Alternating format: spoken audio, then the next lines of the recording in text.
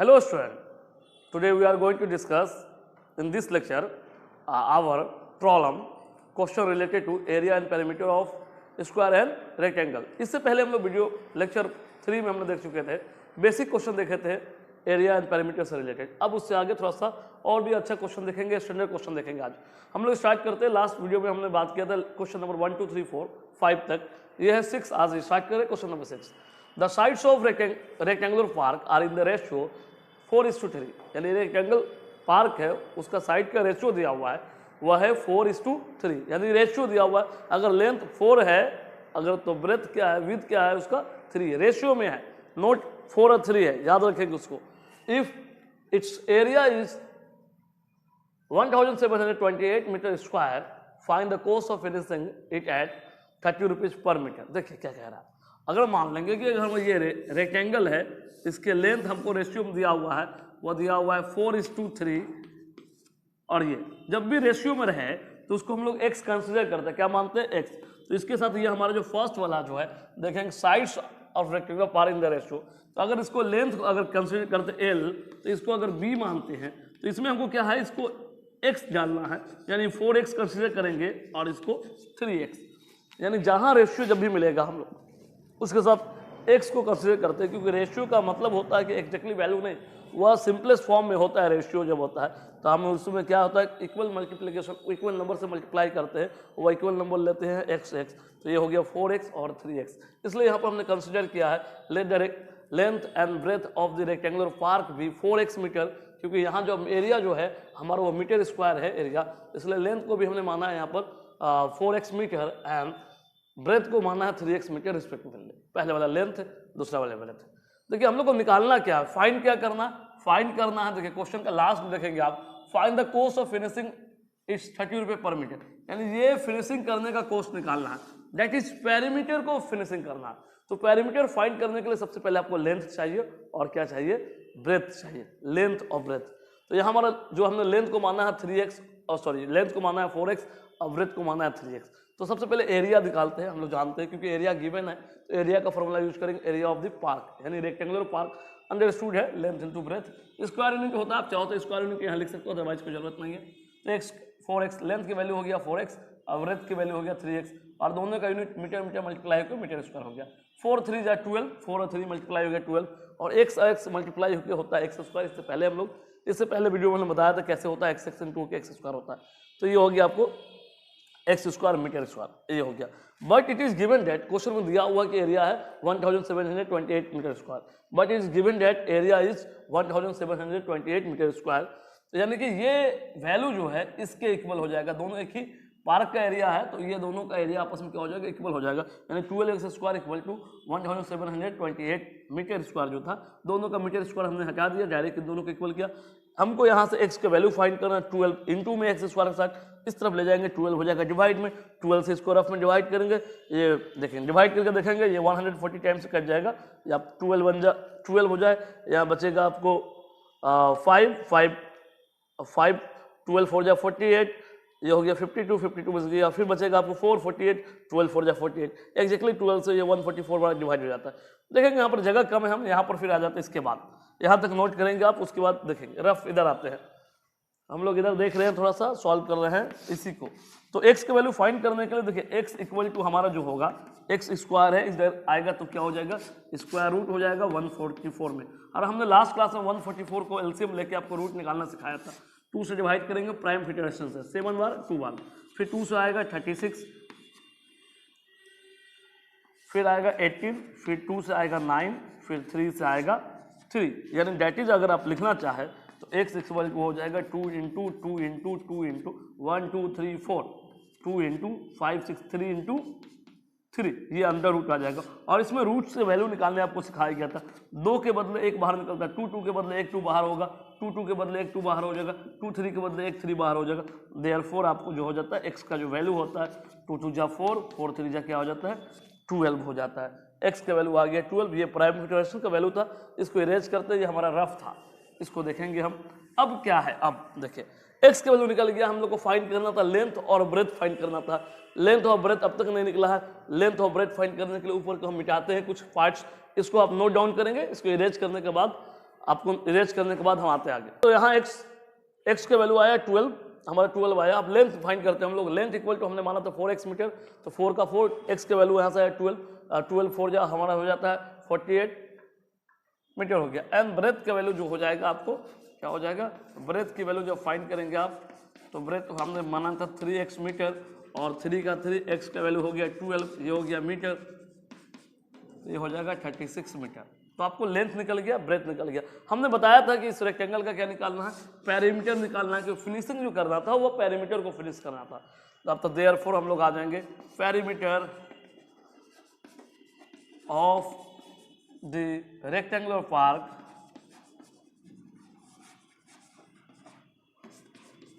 ये फॉर्मूला जानते हैं, ये फॉर्मूला होता है 2 इंटू एल प्लस बी होता है। 2 इंटू क्या होता है, एल प्लस बी होता है। तो यहाँ पर दे दिए 2 इंटू एल प्लस बी, ये यूनिट होता है, जो भी यूनिट होगा यूनिट दे देंगे। 2 का वैल्यू 2, एल का वैल्यू हमारा है 48 और बी का वैल्यू है 36 और यूनिट में हमारा हो गया मीटर। और जब इसको सॉल्व करेंगे हम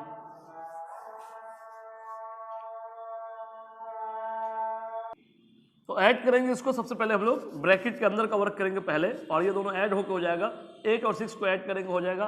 तो ये जाएगा 14, कैरी बचा 1 और 4 3 हो गया 7 और 1 हो गया 8, ये हो गया 84 मीटर हो गया। अब 84 को मल्टीप्लाई करेंगे 2 से, 8 4 2 जा 8, 8 2 जा 6 है, हमारा इतना मीटर आ गया। ये क्या हो गया, पेरीमीटर ये हो गया। हम लोग पेरीमीटर को ही फिनिश करेंगे। हमने बताया था इससे पहले कि रेक्टेंगुलर पार्क है, उसकी फिनिशिंग जो करना है पर मीटर है। देखिए कह रहा है कि find the cost of finishing it at 30 rupees per metre. 30 rupees per metre का मतलब है ये पेरीमीटर, पर मीटर का मतलब पेरीमीटर, पर स्क्वायर मीटर का मतलब एरिया, इसलिए पर मीटर का मतलब पेरीमीटर को फिनिश करना यानी फिनिशिंग करना, यानी ये बात। इसका आपको रेट दिया हुआ, तब इसके बाद क्या है, पेरीमीटर निकल गया तो इसका रेट हमारा दिया हुआ, रेट ऑफ फिनिशिंग दिया हुआ। देखिए देयर क्या हुआ, रेट ऑफ फिनिशिंग दिया हुआ आपको of the park या rectangular park of the park equal to क्या दिया हुआ आपको, rate of finishing of the park 30 rupees per metre. Therefore cost of finishing या टोटल कॉस्ट भी कर सकते हैं आप, टोटल कॉस्ट ऑफ फिनिशिंग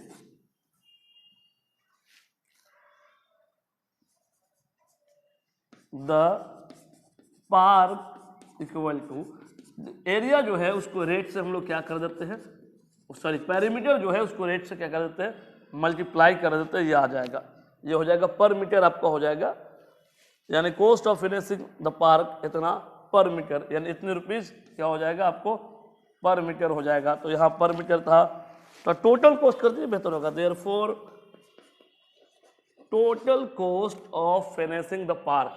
इन दोनों को मल्टीप्लाई करेंगे आप रफ में, 16x को 30 से मल्टीप्लाई करना, आप 3 से करो, 8 3 जा हो जाएगा 24, कैरी बचेगा आपको 2, 6 3 जा 18, 2 20, कैरी बचेगा 2, 3 1 जा 3 और 2 हो गया 5, डेट इज आपको हो गया 504, 1030 का इतना रुपीज़ आ जाएगा। डेट इज कहने का है क्या, फिनिशिंग जो करेंगे हम लोग पार्क को, टोटल जो फिनिशिंग का कॉस्ट जो पड़ जाएगा वह 504 यानी 5040 रुपीज़ पड़ जाएगा फिनिशिंग करने में। तो ये हमारा हो गया क्वेश्चन नंबर 6। हम लोग इसके बाद बात करते हैं क्वेश्चन नंबर 7 देखते हैं हम लोग 6 के बाद। Find the cost of carpeting a room, एक रूम का कारपेटिंग का कॉस्ट निकालना है। रूम का जो लेंथ और ब्रेथ का डायमेंशन दिया हुआ है 3 मीटर बाई 9 मीटर है, ये लेंथ एक होगा, दूसरा ब्रेथ होगा, यानी रूम होता है, रूम में कारपेटिंग करना, कारपेट को बिछाना है, तो वह आपको उसका निकालना है, कॉस्ट निकालना है, कारपेटिंग का कितना कॉस्ट आएगा विद अ कारपेट और विद, आप कारपेट की अलग अलग लेंथ होती है, कारपेट पूरा रूम कितना लंबाई चौड़ाई भी नहीं आता हमारा, वह एक चौड़ाई उसका मतलब विद फिक्स होता है, वह लंबा आता है, वो बंडल आता है, उसको काट काट के हमको रूम में सेट करना पड़ता है। तो with 75 centimetre at the rate of 105 per metre, यानी कि विद जिसका 75 सेंटीमीटर दिया हुआ है और रेट जो दिया हुआ है, लेंथ का रेट दिया हुआ आपको क्या है उसका जो है, सॉरी पेरीमीटर का जो लेंथ दिया हुआ हुआ 105 पर मीटर। क्वेश्चन के बाद अच्छे से देख लेंगे, कह रहा है find the cost of carpeting a room 30 metre by 9 metre with a carpet of with 75 centimetre at the rate of 105 per metre. तो सबसे पहले आपको रूम का एरिया निकालना पड़ेगा कि रूम में आपको कारपेट बिछाना है। Therefore area of the carpet, यानी कि area of the carpet equal to area of the room, जितना कारपेट रूम में बिछेगा वही रूम का एरिया होगा, यानी कि फर्श का जो एरिया है उस पर बात कर रहे हैं, तो रूम का एरिया जो हो जाएगा एरिया ऑफ द रूम, यानी रूम का जो फर्श है उस पर बात कर रहे हैं, तो उसका जो डायमेंशन जो है उसको लेंथ कहते हैं, ब्रेथ उसको मल्टीप्लाई कर देंगे 30 मीटर बाई मतलब होता है इंटू 9 मीटर, 13 इंटू 9 117 हो जाएगा, 13 केवल 9 से पड़ेंगे, मीटर और मीटर मल्टीप्लाई होगा मीटर स्क्वायर हो जाएगा, यानी कारपेट का जो एरिया होगा वो 170 मीटर स्क्वायर आएगा। अब है जो विड्थ दिया हुआ था कारपेट का उसमें आता है, now width of the carpet दिया हुआ 75 centimetre but area is given metre square, तो ये सेंटीमीटर को क्या करना होगा, हमको मीटर में पहले कन्वर्ट करना होगा सेम यूनिट में, ये गिवन था 75 सेंटीमीटर, इसको मीटर में कन्वर्ट करने के लिए 100 से डिवाइड कर देंगे, आपको 1 सेंटीमीटर इक्वल टू 1/100 मीटर। हमने आपको सिखाया था मिली सेंटीमीटर देखा 2 किलो, उसके हिसाब से अकॉर्डिंग टू 75 सेंटीमीटर को मीटर में कन्वर्ट करने के लिए 100 से क्या करेंगे हम डिवाइड करते हैं, 100 से डिवाइड करते हैं, 100 से डिवाइड के 0.75 मीटर हो गया। अब है हमको लेंथ ऑफ द कारपेट निकालना है, तो देखो विड्थ दिया हुआ लेंथ दिया हुआ है, तो देखो लेंथ ऑफ द कारपेट को रूम में बिछाना है, तो कारपेट का एरिया और रूम का एरिया इक्वल होगा तब होगा, तो ये देखो कारपेट का एरिया और रूम का एरिया जो है इक्वल है, हम यहाँ फाइंड कर चुके हैं, तो area of the carpet by width of the carpet, तब ये लेंथ हो जाएगा, क्योंकि लेंथ इंटू ब्रेथ होता है, इन दोनों को इंटू करेंगे एरिया हो जाएगा। लेंथ फाइंड करने के लिए लेंथ को यहाँ रखें, विड्थ से एरिया को डिवाइड कर दें, एरिया का वैल्यू हम लोग यहाँ निकाल चुके हैं, और ये विड्थ हमारा यहाँ है, ये मीटर स्क्वायर, ये मीटर कट के आपको देगा मीटर, ये पॉइंट है, पॉइंट को हटाएंगे ऊपर में आएगा 100, नीचे में पॉइंट हटने के बाद ये 75 हो गया,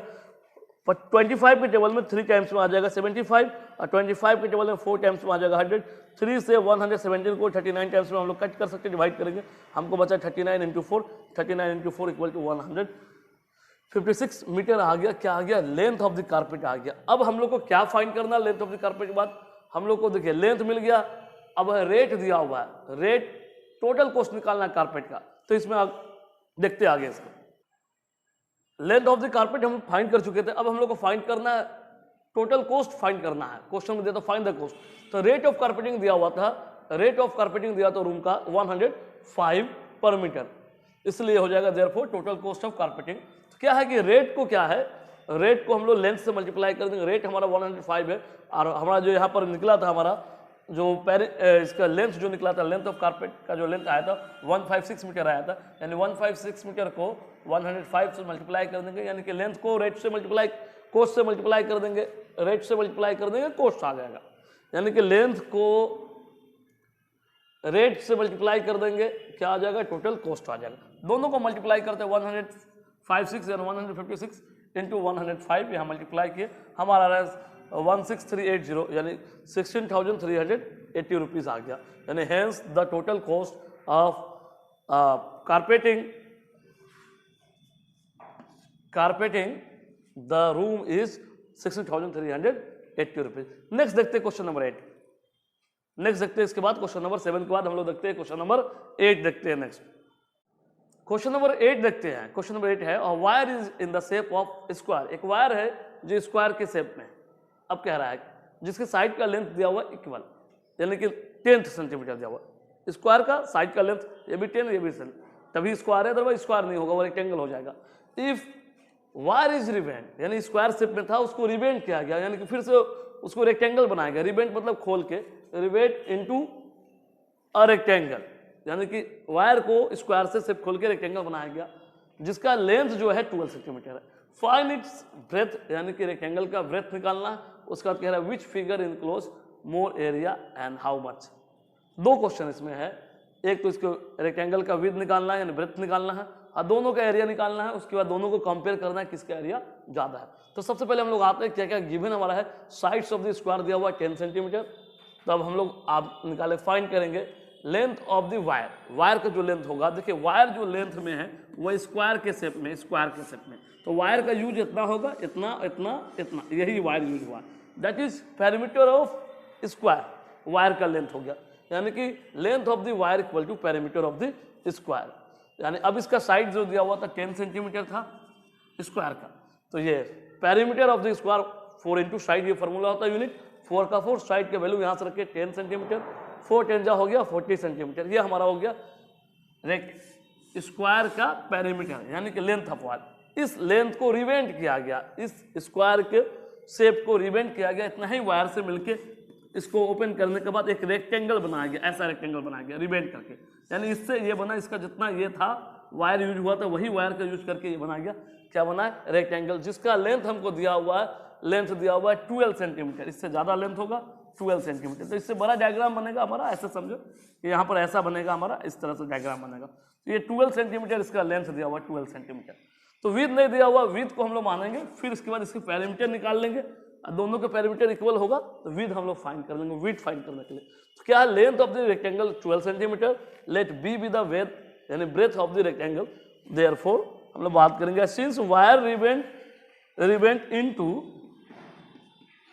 into square to a rectangle, into square to अ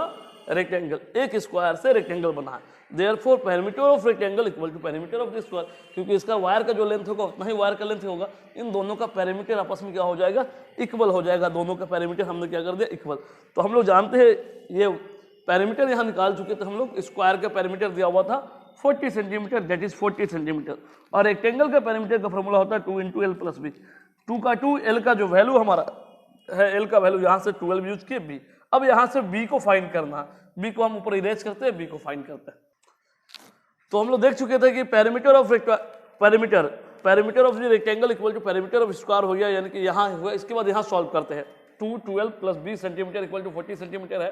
तो ये 2 + b सेंटीमीटर ये पेरीमीटर है, ये भी 2 इधर इंटू में था, 2 की इस तरफ लेके आएंगे तो इधर आगे डिवाइड में, यानी 40/2 हो गया, इसको डिवाइड करेंगे 20 हो जाएगा। अब है b का वैल्यू फाइंड करना है, 12 को इस तरह राइट साइड से ले जाएंगे,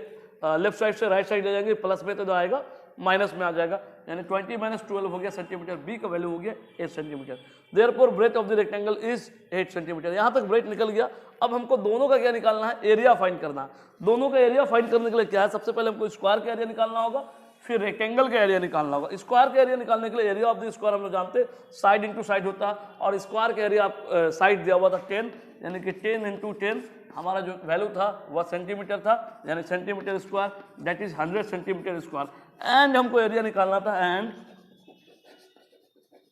एरिया ऑफ द रेक्टेंगल, ये भी फाइंड करना है। एरिया ऑफ द रेक्टेंगल आप जानते क्या होता है, जानते एल इंटू क्या होता है, बी, ये होता है स्क्वायर यूनिट्स। तो आप इसके एरिया फाइंड करेंगे। एल का वैल्यू आपने निकाला था, एल का वैल्यू आपको दिया हुआ था 12, एल का वैल्यू 12 सेंटीमीटर था, और बी का वैल्यू आपने यहाँ पर फाइंड किया 8 सेंटीमीटर, 12 8 सेंटीमीटर, दोनों को जब मल्टीप्लाई करेंगे आपको तो कितना आ जाएगा, 96 सेंटीमीटर स्क्वायर हो गया। यानी डेट इज कहने का है कि स्क्वायर का जो एरिया हो गया आपको 100 सेंटीमीटर स्क्वायर हो गया, और रेक्टेंगल का एरिया जो हो गया आपको 96 सेंटीमीटर स्क्वायर हो गया। अब इसमें क्वेश्चन है आपको, which figure enclose more area and how much. तो देखेंगे कि ये हमारा स्क्वायर का जो एरिया है वह 100 सेंटीमीटर स्क्वायर है, और रेक्टेंगल का एरिया जो है 96 सेंटीमीटर स्क्वायर है। तो यानी इस स्क्वायर जो है ज़्यादा एरिया कवर करता है, और कितना करता है ये बताना है। तो यहाँ लिखेंगे एक सेंटेंस, हेंस, यहाँ एक सेंटेंस लिखेंगे।